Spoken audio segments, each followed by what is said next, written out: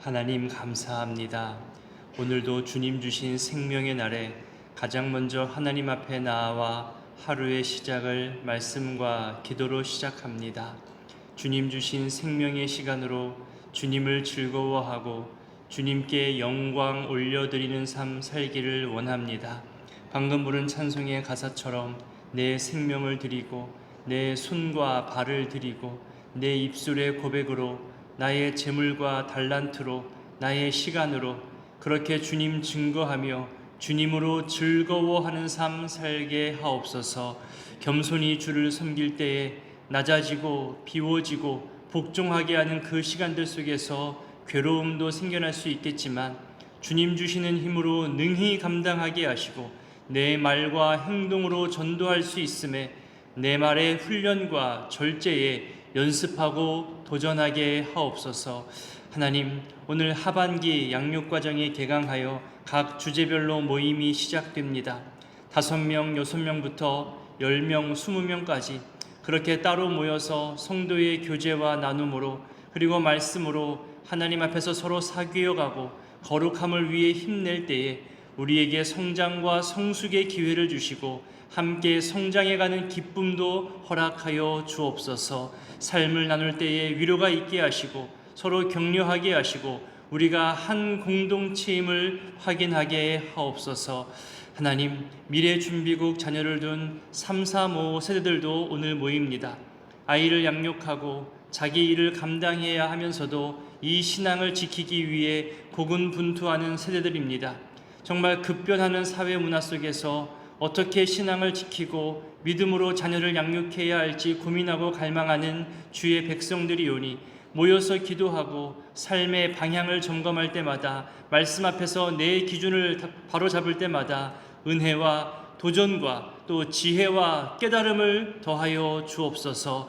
오늘 저녁 동부 시차례로 이웃 교회들과 모여서 서로의 소식을 나누고 또 교제하며 교회의 사역과 사람을 세우는 여러 행정 절차들에 대해서 진행하게 됩니다. 우리 교회가 이웃들 앞에서 부끄럽지 않는 모습으로 거룩함의 본을 보이게 하시고 한마음 한뜻으로 하나님 영광 위에 수고하고 헌신하는 모습으로 칭찬받고 본 보이게 하여 주옵소서.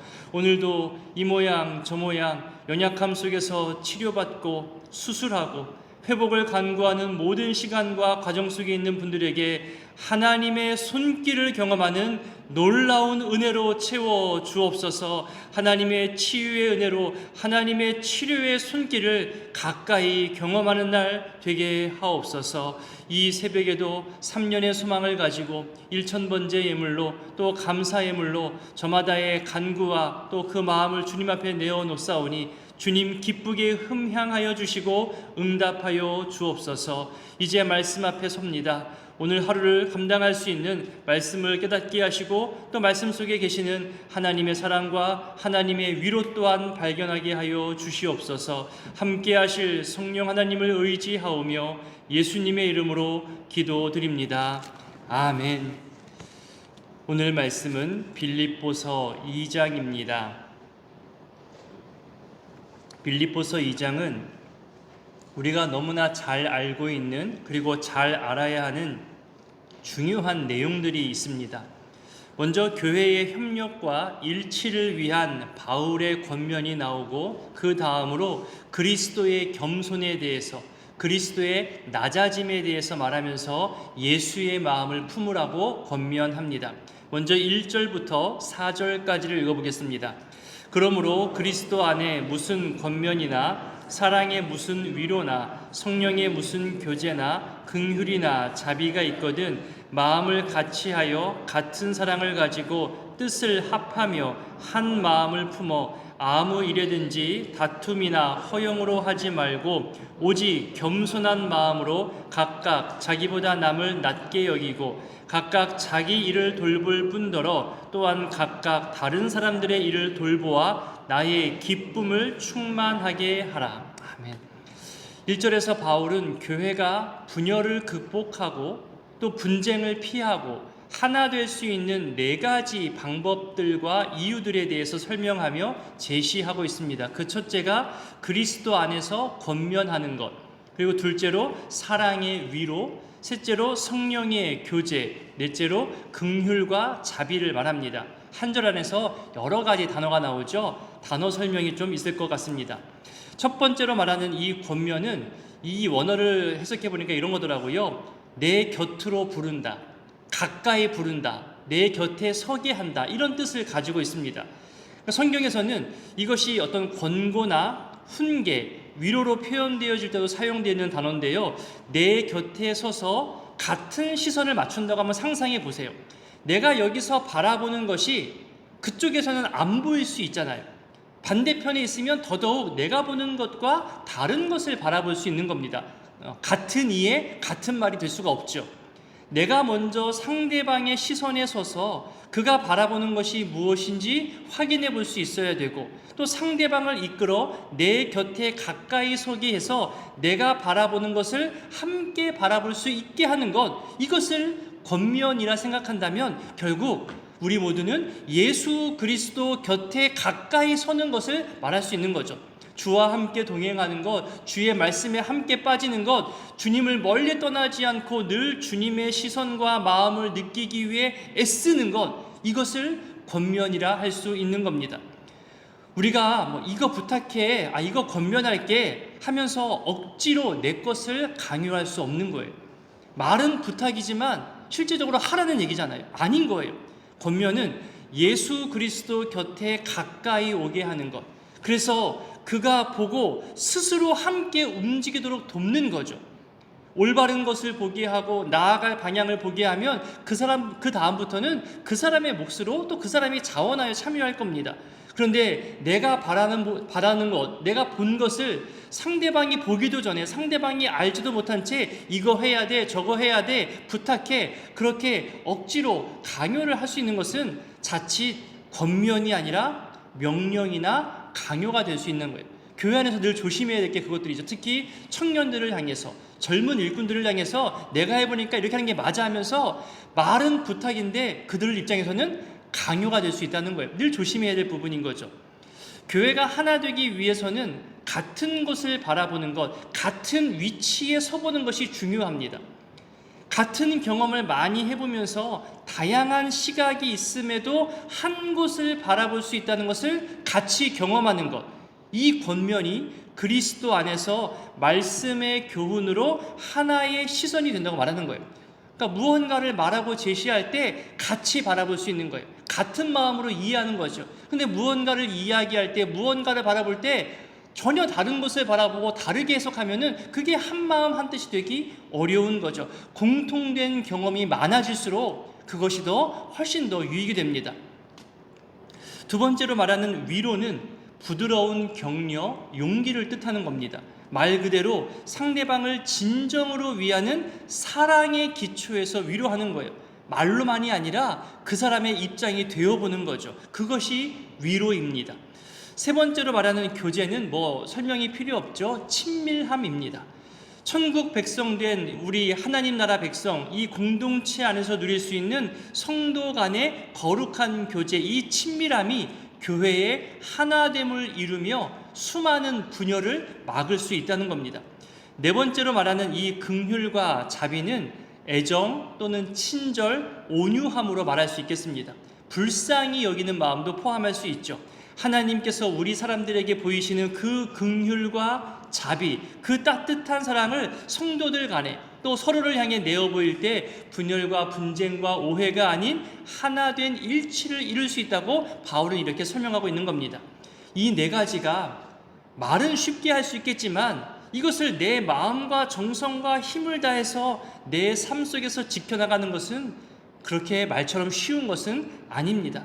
그럼에도 교회의 하나됨과 일치를 위해서 반드시 필요한 방법이며 이유들이라는 것을 우리도 역시 다시금 생각해보며 도전해볼 수 있는 주제들입니다. 이 네 가지 요소들이 빌립보 교회 안에 있다는 것을 전제하고 바울은 이제 2절부터 4절까지 또다시 권면합니다. 흔히 삼중 권면이라고도 말하는데요. 2절에 한마음 한뜻을 권면하지요. 3절에 자기를 낮추고 남을 높일 것을 권면합니다. 4절에 자기의 일과 서로의 일을 함께 돌아보는 것을 또 권면하고 있지요. 이렇게 세 가지로 삼중 권면을 합니다. 한마음 한뜻은 이렇게 비유로 설명할 수 있을 것 같습니다. 여러분, 듀엣이나 어떤 트리오 있잖아요. 가수들의 듀엣일 수도 있고 악기들의 듀엣일 수도 있겠죠. 같은 호흡을 해야 돼요. 같은 발성, 같은 음을 내야죠. 그렇게 같은 가사로 화음을 만들어내고 소리를 모아가는 것처럼 그렇게 같이 하는 것을 한마음 한뜻이 되는 거예요. 내가 부를 테니 네가 쫓아 불러와, 아닌 거예요. 저 사람의 호흡을 헤아리고 저 사람의 발성과 저 사람의 시작음을 서로 간에 헤아리고 상대방 입장이 되어보는 것, 그것이 한마음 한뜻이라고 말할 수 있겠습니다. 3절의 다툼과 허영은 자기를 드러내고자 하는 천박한 이기주의를 뜻하는 단어라고 하더라고요. 저도 이 부분을 참 많이 찾아봤어요. 주석에서 아예 이렇게 말해요. 천박한 이기주의. 편을 나누고 팔을 만들어서 서로 분쟁하게 하는 것을 다툼이라고 하는데, 이것이 다 천박한 이기적 욕심에서 나온 것이라 그렇게 설명합니다. 자기보다 남을 낮게 여기라는 말은 무조건 상대방이 잘났고 뛰어나다는 것을 말하는 게 아닌 거예요. 나를 알고 상대방을 올바르게 파악하면서 상대방의 장점을 찾아서 그것을 인정하고 높여주는 것, 이것이 상대방을 낮게 여기는 거예요. 나를 무조건 낮추고 상대방을 무조건 높이는 게 아닌 거죠. 그만큼 상대방을 헤아릴 줄 아는 그 태도를 우리에게 요구하는 겁니다. 그렇게 자기도 돌보고 다른 사람들의 일까지 돌본다면, 그렇게 더욱 하나 되어진다면 빌립보 교회가 바울의 기쁨을 더욱더 크게 이루어준다고 말하고 있습니다. 이제 오늘 본문 속에서 가장 중요한 부분, 그리스도의 겸손과 낮아짐에 대해서 바울은 연이어 말씀하기 시작합니다. 우리 5절부터 좀 길지만 11절까지를 읽어보도록 하겠습니다. 너희 안에 이 마음을 품으라. 곧 그리스도 예수의 마음이니 그는 근본 하나님의 본체시나 하나님과 동등됨을 취할 것으로 여기지 아니하시고 오히려 자기를 비워 종의 형체를 가지사 사람들과 같이 되셨고 사람의 모양으로 나타나사 자기를 낮추시고 죽기까지 복종하셨으니 곧 십자가의 죽으심이라. 이러므로 하나님이 그를 지극히 높여 모든 이름 위에 뛰어난 이름을 주사 하늘에 있는 자들과 땅에 있는 자들과 땅 아래에 있는 자들로 모든 무릎을 예수의 이름에 꿇게 하시고 모든 입으로 하나님 아버지께 영광을 돌리게 하셨느니라. 아멘. 앞서 1절부터 4절까지 교회의 하나됨과 일치, 그리고 겸손과 돌봄에 대해서 바울이 권면했잖아요. 그 권면에 대한 완벽한 모델, 완벽한 모범으로 예수님을 지금 소개하며 설명하고 있는 겁니다. 6절에서 먼저 말합니다. 그리스도 예수는 근본적으로 하나님과 본체라고 하죠. 삼위일체의 교리를 뜻합니다. 그런 예수님이 자기를 낮추고 낮추어서 낮아져서 종의 형체를 가져 사람들과 같이 되셨다고 하는 거죠. 첫 번째 아담과 두 번째 아담으로 구분해서 설명할 수 있겠는데요. 하나님의 형상대로 창조된 첫 번째 아담이 있고요.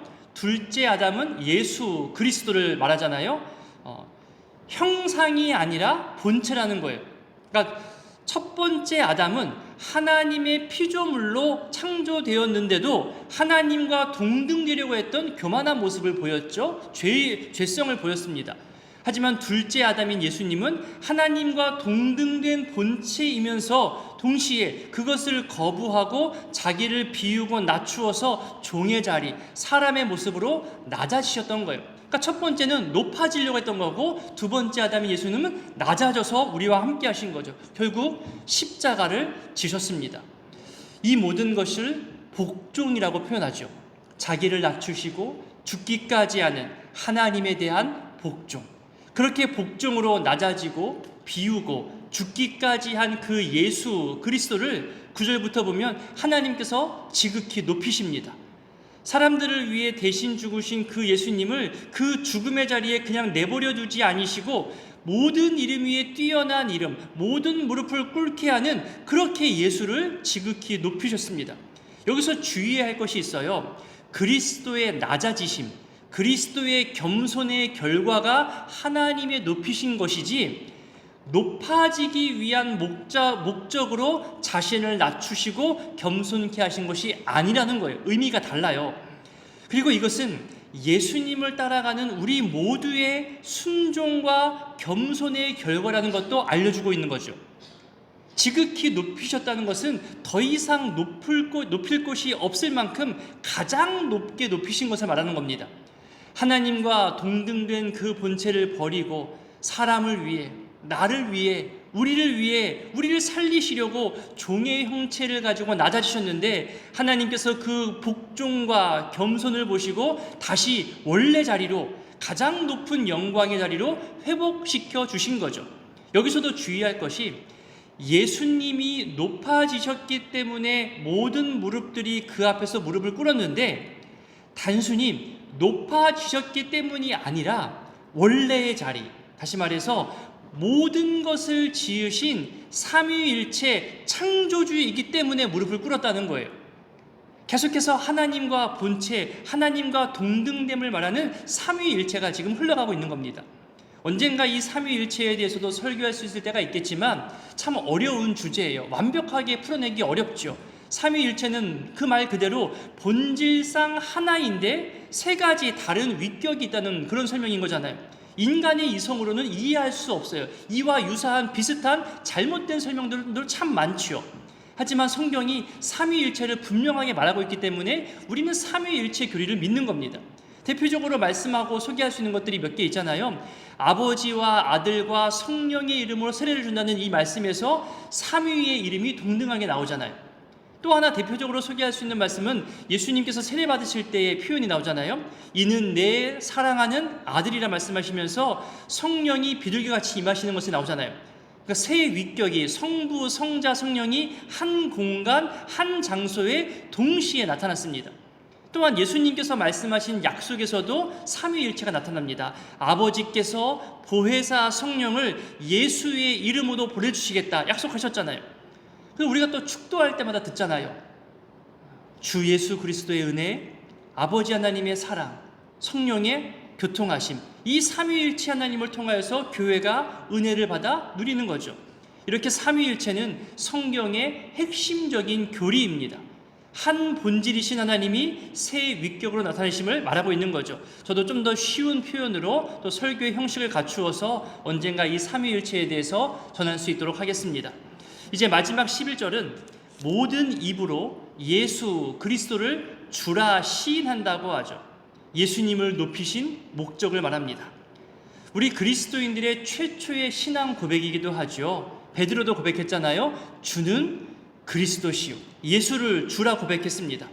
로마 황제에게만 사용할 수 있는 왕권으로서의 주, 이 표현을 세상의 권력, 왕보다도 더욱더 위대한 왕, 최고의 권세자 예수 그리스도를 향해서 그 왕에게만 사용되어지는 주를 사용하고 있는 거예요. 그리고 마지막으로 사도 바울의 신학적 고백이 나오죠. 모든 영광을 아버지 하나님께로. 사람의 제일 되는 목적 역시 하나님의 영광을 위해서이고 하나님을 영원히 즐거워한다고 우리는 지난 몇 년 동안 계속해서 살펴봤습니다. 이제 12절부터는 거룩한 성화의 삶을 살아가라고 흠없는 믿음을 가지라고 그렇게 권면합니다. 우리 12절을 먼저 읽어볼까요? 읽습니다. 그러므로 나의 사랑하는 자들아, 너희가 나 있을 때뿐 아니라 더욱 지금 나 없을 때에도 항상 복종하여 두렵고 떨림으로 너희 구원을 이루라. 자, 구원을 이루는 데 있어서 두려움과 떨림을 지금 말하고 있습니다. 이 두 가지가 반드시 요구되어진다는 거죠. 두려움과 떨림은 한마디로 말하면 경외함입니다. 자신의 무능력과 죄성을 인정하는 태도를 의미하는 거예요. 거룩함을 향한 과정에 반드시 이 경외함의 요소가 있죠. 계속 강조하며 설명드렸던 표현이 있습니다. 내가 아무리 많이 준비하고 최선이다, 완벽하다 그렇게 준비했어도 이것이 하나님 앞에서 아닐 수도 있다는 그 떨림, 그 두려움, 그리고 하나님이 아니라 하면 내가 평생을 준비하고 평생을 지켜왔던 것이라 할지라도 하나님이 아니라면 이 모든 것을 다 내어놓을 수 있는 두려움과 떨림, 순종, 이것이 경외함입니다. 하나님은 언제나 오르시다. 하나님이 늘 나보다 더, 나는 그 하나님 앞에서 아무것도 아닌 존재인 거예요. 그것이 하나님을 향한 경외함의 태도입니다. 우리 13절도 읽어볼까요? 너희 안에서 행하시는 이는 하나님이시니 자기의 기쁘신 뜻을 위하여 너희에게 소원을 두고 행하게 하시나니. 제가 자주 사용하는 표현 중에 한 표현입니다. 소원을 두고 행하게 하신다는 것. 하나님의 그 기쁘신 뜻을 이루시기 위해서 그것을 행하고자 하는 의지를 우리에게 불러일으키시고 행하게 하신다는 거예요. 이것이 강압이 아닙니다. 어떤 협박이 아니에요. 자원하는 마음을 주시고 사모하게 하며 기쁘게 감당하는 거죠. 저는 이것을 정말로 추구합니다. 너는 이것 때문에 이거 해야 돼. 너는 그것 때문에 이거 해야 돼. 강요나 그런 협박이 아니라 자원하는 마음들이 모아져서 기쁘게 섬기는 것, 이것이 설사 이론이라 할지라도 원론이라 할지라도 이것을 함께 추구하고 이루어가는 그런 신앙 공동체가 되기를 저는 바라고 있습니다. 이게 무슨 말이냐? 세상에 그런 완벽한 이론과도 같은 일이 어찌 일어날 수 있느냐? 그렇게 말할 수도 있겠지만 성경이 말하고 있기에 이 일이 우리에게 일어날 수 있다는 거죠. 저는 이것을 3년의 소망이라고 그렇게 표현합니다. 새벽기도 시작할 때도 그런 표현을 자주 쓰잖아요. 그것이 꼭 3년이 아니라도 40일일 수도 있고 한 달일 수도 있고 특별한 어느 한 주간일 수도 있고 어느 한 시간일 수도 있고 때와 시기를 정해서 꾸준히 점검하고 상황이 변해도 똑같이 같은 소원을 가지고 기쁘게 감당할 수 있는 것인가를 내가 확인하는 것, 그것이 일천번제의 의미도 담겨 있잖아요. 언젠가 말씀드렸듯이 아이가 태어나면서부터 드리는 1만 번제, 그 1만일이 다할 때가 27년 한 4개월 5개월 되거든요. 그렇게 자녀가 성장해서 한 인격으로 또 결혼해서 한 가정을 이뤄서 떠날 만한 시기가 바로 1만일이라는 시간이잖아요. 그렇게 1만일 동안 내가 자녀를 기쁘게 보낼 만큼, 건강하게 떠내보낼 만큼 만일 동안 위탁받아서 양육하는 것임을 매일매일 고백하면서 내 소유가 아니라 하나님의 소유임을 인정하는 것, 그것이 1천번제 1만번제의 고백 중에 하나잖아요. 내 자녀이지만 하나님이 주신 자녀, 하나님의 소유임을 인정하며 믿음의 양육을 매일매일 고백하는 겁니다. 그렇게 저마다의 시기를 두고 소원을 가지고 행하게 하시는 하나님의 뜻을 바울이 설명하고 있습니다. 이 모든 성화의 삶을 방해하는 것 중에 대표적인 것이 있어요. 뭘까요? 14절을 볼까요? 같이 읽습니다. 모든 일을 원망과 시비가 없이 하라. 여러분, 출애굽하여서 가나안으로 가는 과정을 성화의 과정으로 생각해 보세요. 이스라엘 백성이 저지른 대표적인 범죄, 바로 원망, 시비, 떠넘김, 이것이었습니다. 불순종의 단어들입니다. 의심의 표현들이었죠. 어쩌면 그렇게 기뻐하고 좋아하는 빌립보 교회 안에 거짓 교사들로 인한 시비가 일어났을 수도 있습니다. 하나님에 대한 불순종과 의심, 사람들 사이에서의 의견 다툼, 이것이 어느 정도인지는 성경이 말하지 않아서 모르지만 책망보다는 겉면으로 빌립보 교회 교인들에게 바울이 지금 당부하고 있는 거죠. 그리고 이것은 오늘날을 살아가는 우리 모두에게도 귀담아 들어야 할 겉면입니다. 거룩함을 방해하는 헛된 원망, 근거 없는 시비와 다툼, 이 의심들을 버리는 것이, 그것이 순종이고 하나님의 기쁨이라는 것을 오늘날 우리도 또 들어야 하는 말씀입니다. 그러면서 19절부터는 또 삽입 구절인데요, 디모데를 파송할 계획과 또 에바브로디도에 대해서 언급하며 2장 전체를 마치고 있습니다. 오늘의 이 말씀들을 기억하며 기도하실 때요, 여러 단어 표현들을 한번 되짚어 보십시오. 권면, 위로, 교제, 긍휼과 자비, 한마음, 한뜻, 겸손, 돌봄, 낮아짐, 비움, 복종, 그리고 하나님이 높이심, 그리고 하나님께 영광, 이런 흐름들을 생각하면서 이 모든 거룩한 신앙 성장에 원망과 시비가 방해 요소로 들어오지 못하도록 내 마음과 생각을 지켜 주옵소서. 새가 내 머리 위로 날아갈지언정 내 머리 위에 둥지 트는 것은 내가 막을 수 있도록 내 마음을 지켜 주옵소서. 기도하시기 바랍니다. 우리 마음 중심을 다스려 달라고 내 안에 소원을 두고 일하시는 하나님께 3년의 소망, 아니 평생 동안 즐거워할 신앙생활 회개해 달라고 우리 기도했으면 좋겠습니다. 주기도문으로 함께 기도하겠습니다. 하늘에 계신 우리 아버지, 아버지의 이름을 거룩하게 하시며 아버지의 나라가 오게 하시며 아버지의 뜻이 하늘에서와 같이 땅에서도 이루어지게 하소서. 오늘 우리에게 일용할 양식을 주시고 우리가 우리에게 잘못한 사람을 용서하여 준 것 같이 우리 죄를 용서하여 주시고 우리를 시험에 빠지지 않게 하시고 악에서 구하소서. 나라와 권능과 영광이 영원히 아버지의 것입니다. 아멘.